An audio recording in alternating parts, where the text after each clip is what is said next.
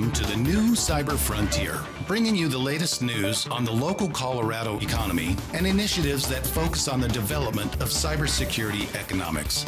You don't have to be a computer or cybersecurity expert to get plugged in. Your host, Chris Gorog, brings it straightforward, asks the tough questions, and brings the cyber world to a level of understanding for everyone. Chris is personable and opens up with our guests on issues we all would like to see addressed. You can find us on the web at www.newcyberfrontier.com. Now join our host as he introduces the topic for today's new Cyber Frontier. Hello, this is Abe Thompson on the new Cyber Frontier, coming to you from the Secure Set studios here in Colorado Springs. Today's guest is Mr. Craig Meyers, who is at the company called Business Solvers as a cloud security engineer, but he's also the managing principal at Nimbus Secure. Craig, welcome to the program. Hey, thank you, Chris, for having me. Hey, my pleasure. And so, Craig, tell me a little bit about your journey. You got some military background, you got some other things in there to kind of build your story to get you to where you are today. Okay, so when I was a kid, I always said I was going to be a police officer. And so my idea was I'll go to the military, get some skills, and be more beneficial or to look good when I go into law enforcement. Got into the military, got into the Army, was a signal support specialist, started dabbling with computers and technology and radios, and ever since then it's like, yep, I want to learn more and more about technology, and that's kind of how it started. After that, I've kind of hopped around from different places, learning different technologies, and now I'm solidifying myself as a cloud security professional. Excellent. And, cloud security is definitely on on a lot of people's minds these days, because with the movement to the cloud, now everybody's asking, well, is my stuff safe there? And am I going to be able to access it? So I think you've picked a great track. So what types of formal education did you do as opposed to the skills that you picked up on in the Army? Were you a 25 series MOS or? Yeah, so first off, I was 25 uniform. Then I did a stint as a 35 Sierra, so signals intelligence collector analyst. Spent some time at the NSA Colorado. That's me. Good time, learned some stuff there. But technology skills, education, I have a bachelor's degree in business. I kind of want to learn some of that because in security, a lot of security folks, they focus mainly on the technology rather than understanding the business. Sure. And we need both. Yeah, I spent my share of time with the NSA folks. Started off there as a young bub. I was Navy, I won't hold it against you. Yeah, I know. I grew up in the Army. My dad was Army, and so I decided to honor him by joining the superior service. Just kind of, So how did it strike you to kind of make the jump then and make something in the private sector of the skills that you'd started in the Army? So it just, one of the things I wanted was to be more stable, and I liked the Denver metro area. Sure. So it started as consideration. My family wanted to move. Wanted to stay here. So that was our biggest consideration for jumping from government to the private sector. Excellent. And how did you find the private sector once you got there? Was it receptive? Was it difficult? What was your experience like? It was receptive. It was different. I would say I had a slow migration being at the NSA because it's not necessarily the private sector, but it's different from being in the military. Sure.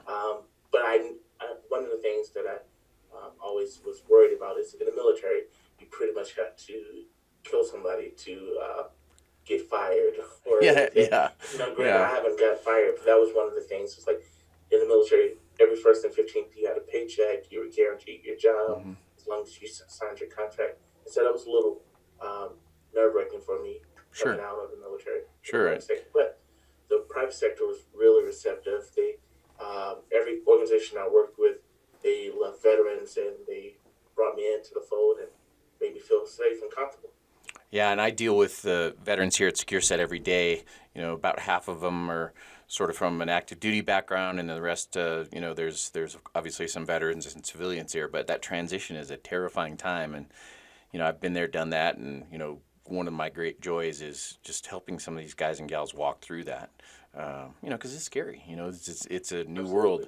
I told somebody the other day for our students, it's like you've landed on the surface of Mars, and you walk out into this completely foreign culture when you leave the military, and so there's some change to be had. Now you got a lot of additional education post military. What are some of the highlights there? So some of my highlights: CISSP, the CCSP, Yeah. CCSK, AWS certified practitioner, architect, developer, security specialty. I'm actually studying for the solutions architect professional Good. at the moment. A plus, network plus, security plus. I was just everything I could learn. I kind of use certifications as a tester and say, hey, I probably understand this technology. Sure. So. Well, and they're a key component in addition to experience and education, having a sort of an industry stamp of approval like a Sec Plus, CISSP. Those things are important, and you've certainly been well-rounded. Let's take a quick break and go to our sponsor. Cyber Resilience Institute helps build strong cyber communities designed to prevent members from attack. Like building a neighborhood watch, it takes coordination and a sharing community to protect our identities and valuables in the virtual world. Typically, we hear that organizations know they need to do something to protect their cyber assets, but don't know where to begin. Let Cyber Resilience Institute help your community create an action plan. Cyber Resilience Institute will build your community or business marketplace so that it is designed to support a collective cyber defense. Contact them for more information at cyberresilienceinstitute.org. This is Abe Thompson from the Secure Set Studios here in Colorado Springs on the new Cyber Frontier. We have as our guest today Mr. Craig Meyers. He's a cloud security engineer and a managing principal. Craig, you now have invested yourself and kind of brought your background, your certifications, and your varied experience well into the world of cloud, right? So talk to me about your observation of the migration to the cloud, and then the security implications, and why people are so nervous and all over the place on this. Okay, that's a lot. So one of the basics, I agree with a cloud migration.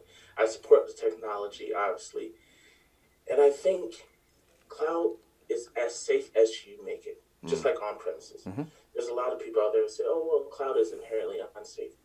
Any technology is inherently unsafe if you don't protect it. Yeah. I believe if an organization was to appropriately give their security team or their IT team the tools that they need, they can deploy into the cloud as safe as they can on-prem. What I've seen in my experience is there's organizations that this is how it generally starts. It's a POC for one workload or one app. They slide it onto the cloud and they let like a system administrator do it. And no offense to system administrators, they're only concerned with availability. Right. Make sure that, hey, this app gets on, it works how we want it to work, and they wash their hands of it. And that's the way it kind of should be from a separation of duties perspective, right? Yeah. But the issue is no one brings in the security guy. Yeah. Early enough. Everyone says we need to shift security left, and so that means bring them when you consider any type of project. There's security implications. Yeah. So you should say, hey, let's bring our security guy in or girl and let them review what we're going to do. Sure. Now, how does the strategy look different, to someone out there that may not fully understand the ramifications of securing the cloud as opposed to on-premises? What are some basic tenets of the difference between the strategies? Okay, one of the basics that's the difference. Clouds, any workload on the cloud is automatically available to the world. That's how the cloud works. Yeah. It's someone else's server that you access through the web. Compared to a data center that you might own yourself, where everything you put in there is essentially in a private network. Right. So the first and biggest thing is available to the world. So you have to make sure that you lock down the layers, outside layers. So those are credentials or those are your firewalls. So like security groups and NACLs, those have to, as a basic state, have to be secure compared to on-prem, when you can just put a server up on your on-premise and it won't have any connectivity to the Sure. Now, what does it look like in terms of, obviously there's a great savings of placing data in the cloud, so you've had good savings there. Is it more or less expensive to secure in the cloud as a cybersecurity professional? I find it depends. So and it goes to which cloud service provider you use. Sure. So I'm an AWS guy by trade, Yep. and there's a lot of inherent security tools that are in AWS that you would have to purchase outside of AWS or outside of on-premise, like security groups. Security groups is just a virtual firewall. Sure. On-premise, you have to buy and deploy and implement and configure those firewalls. But AWS gives you security groups for free. Sure. A tool like CloudTrail is an API level logging solution, and so any API calls that are made, they're recorded forensically, and you can go back and you can look through it, and you can do your threat hunting or your analytics on those. And that's another tool that's given for free with your enrollment with AWS. And so it sounds like, though, different tools, different approaches for sure, and it isn't necessarily a dramatic cost difference. In a sense, Okay. You're moving from CapEx to OpEx. Right, So instead of having the big overhead of, we have to spend, I don't know how much a data center costs, but you can say $100,000 for a data center for a application, and that $100,000 might not give you all the resources you need, or might give you too much resources that you're probably never going to use. Sure. But with cloud, you can come in and you can provision exactly what you want on demand with a metered bill, and you can know exactly what you need. So, for instance, cloud that's why a lot of startups come in and use the cloud rather than doing a co-location or trying to build their own data center. Now, do you find that there's a lack of awareness of the benefit of using the cloud with the folks you've interacted with? Depends on who you're talking to. Business side, there's a lot of individuals. They have the salespeople in their ear telling them, "Hey, cloud is beneficial from a profit standpoint." Tech side, not as many people want to understand that, because a lot of techs, they don't necessarily care about how much profit or what the cost is. They like their control locally, probably, and whatnot. Now, how much does a client of cloud-based service, how much responsibility do they get to shift toward the cloud service provider, given that they're managing the location of data? How does that work? So, and that's a great point, and something that anyone who goes into the cloud should understand.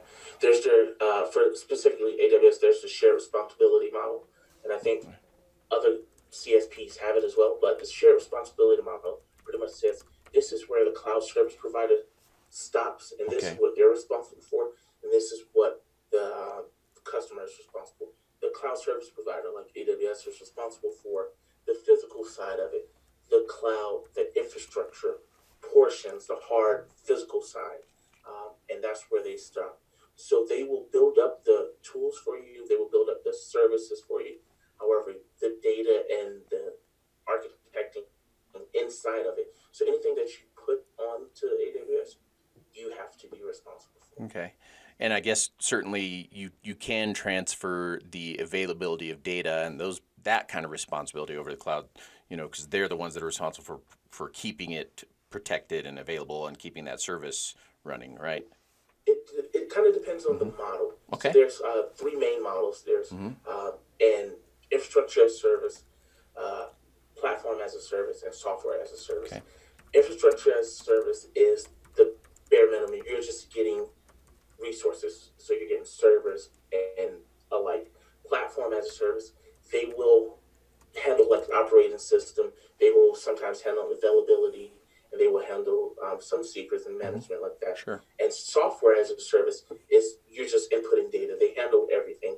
So you can consider like Yahoo Mail as like software as a service. You just input your information and they do all the back end. Now, and customers need to understand ultimately they're responsible for the data. So even if a CSP has the data hosted and they're saying we're going to do X, Y, and Z, ultimately the customer is responsible. So that's why you have to have encryption. That's why you have to have your transportation. So them doing in dark, data at rest, data in use, and data in motion, you're responsible as a customer for that. Okay. So if I myself, XYZ company, put data on AWS, and God forbid AWS has a security breach or malicious insider, XYZ company is still responsible for that data from a customer's perspective. It's and it's still a tool, right? That is available. It isn't necessarily a transfer responsibility. That's good for people to understand when they're out there looking. Let's take another quick break and go hear from our sponsor.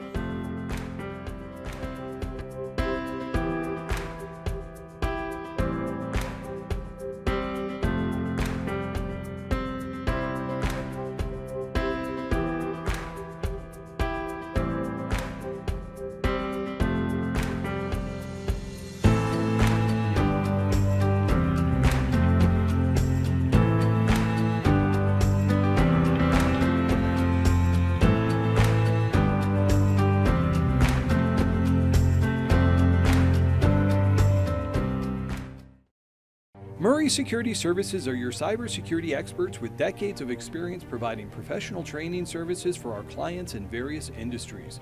We offer professional training and certification in areas of cybersecurity, safety, health, and environmental services at our academy. Our in-person and online training provides a collaborative environment where students can interact directly with instructors through live chats or in private classrooms. Visit murraysecurityservices.com for more information. And we're back here with the new cyber frontier. My name's Abe Thompson, coming to you from the Secure Set Studios here in Colorado Springs. We have Mr. Craig Meyers on, who is a cloud security professional, and he's advocated, obviously, clearly for the cloud technology, and he's also helped us to kind of understand the distinction, between the levels of responsibility that you have for the data, but clearly, cloud services are simply that. They're a service, but the responsibility still rests with you as the user. So Craig, as someone is looking to secure in the cloud, what added difficulties does multi-level security bring when you've got multiple classifications and those types of things? It all depends on your understanding of the cloud. If you think your product or your workload, your application, you put it onto the cloud. If you think the cloud as an extension of your organization and the same security policies, security programs that you have internally, you try to change that to fit the cloud, you'd be a lot better off than a lot of organizations. Okay. Yeah, so there requires a bit of understanding the technology that you're taking advantage of as a user. And so, securing the cloud, what keeps you up at night as a cybersecurity professional that addresses securing that type of infrastructure? What keeps me up at night, and it shouldn't, but it does, it's misconfiguration, simple misconfigurations. That is the biggest threat, well, in my opinion, one of the biggest threats to the cloud infrastructure is not having the visibility inside of a cloud and being able to say these resources are potentially misconfigured. 2016 to about 2018, every other month you heard of an S3 bucket being open, when AWS clearly make tools that will allow you to say, hey, this S3 bucket is open. It confuses me because I've never met an organization that would openly allow a file share to be open to the public with internal customer data or any type of data. But in the cloud, for whatever reason, a lot of organizations, they allow that to happen, or they just don't know that that is happening. Well, it sounds like an education, information, and awareness issue, and maybe the trick is people understanding that it's just like leaving a file share open. And here's the different scenario, but same principles, same prudence should be applied, right? And so talk to me about how you, beyond sort of the S3 bucket, how do you misconfigure in the cloud? Is it different than we think about in an on-premises type data center? Yes, I think so, because in an on-prem data center, you have to have a technician that's going to come rack a server, screw it in, connect it, configure the network appliances to allow the server to come in. On AWS or cloud providers, it's easy. It's click a button. Oh, I need a 50 gigabyte, 100 terabyte server. Click this button and it's open. Okay. And then people just slide away from it and say, hey, well, that server's up. It's good. It has the AMI. It has the OS operating system that I need. It's good to go. And they move on to the next thing. And they forget to secure that server because of the ease of use. Sure. Well, yeah, and that's the convenience and security don't live in the same house, but so is it equally sort of stunting to an organization's growth when they have to think, because they always think, oh, security means I'm going to slow down production.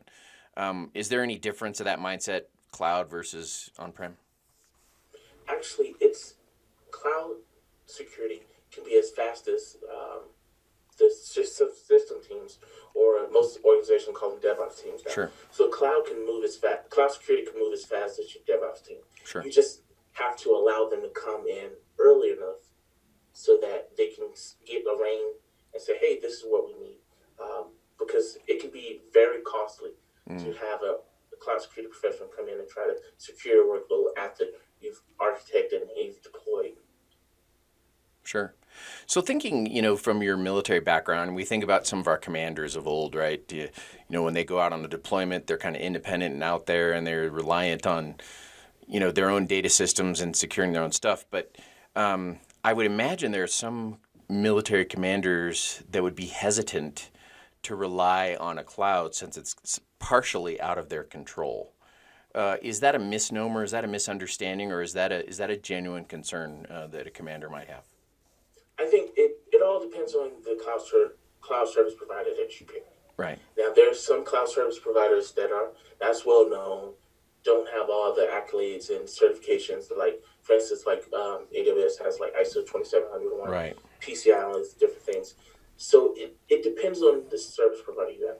There's some service providers that are lackadaisy, and they just don't care as much. AWS is invested into being the leader in this space, so they work well with organizations that might have stringent requirements. Sure. And that's kind of leads to the next thought. There are probably people out here listening and saying, well, how do I choose the CSP? How do I vet these guys? You mentioned, ISO standards and PCI, some of those things, but talk a layman through how to pick the right cloud service provider, because some people might not have an option for on-premises data.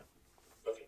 So I generally tell people, look at, as an organization, what are your compliance requirements? For instance, if you're like a health organization, you have to be HIPAA required and you need high trust, and you need this the business agreements. I forgot the appropriate term for it, with another organization as a service provider. Right, MOUs and whatnot. Yep. You need to go look at the service provider and see who claims that they're compliant with this, and go check their compliance report and see who is doing the compliance. So that's what I would think. I would go from a compliance-based approach and see who matches up best with your requirements. Now, obviously, the top three, AWS, Azure, and GCP, I'm pretty sure they're all compliant with everything that you would need. Across those, yeah. Yeah. Do you have any insight into whether certain segments of industry were more or less reticent to jump to the cloud? Like, did the finance industry move comfortably? Did the medical industry move comfortably? Has the Department of Defense moved comfortably into the cloud, or was there one that was more or less, skeptical? Well, I think that healthcare organizations healthcare organizations are more skeptical of the cloud than any other organization, I would say. But organizations like finance and service companies, they're jump right into the cloud, and I think they see the cost benefits for it. Also, startups across the board, they jump straight into the cloud because, like I said, They before, have to, yeah. yeah, it's hard to buy a data center and get it compliant and have 24/7 operations. Well, AWS and cloud service providers, they do that for you out of the box. Why might you expect the medical community to be hesitant? A few reasons. A lot of medical organizations have a lot of sensitive data, and when cloud really became mainstream, there was a lot of issues. People complaining about data privacy, data not being able to be encrypted, or data being spilled. Honestly, it wasn't the cloud service provider's fault in a sense, like they made something inherently unsafe. I just believe it was user error. Sure. Just as easy as anywhere else. Yeah. Now, there may be a segment of our audience that's out here listening and be very intrigued and interested in what you've done and what you're doing and what is going on in the cloud. And I'm certain that the securing the cloud is just as desperate for workers and trained people as anywhere else in cybersecurity. What's a pathway? How can I get there from here? How can I be a guy like you securing the cloud? Okay, so I would definitely say learn the cloud.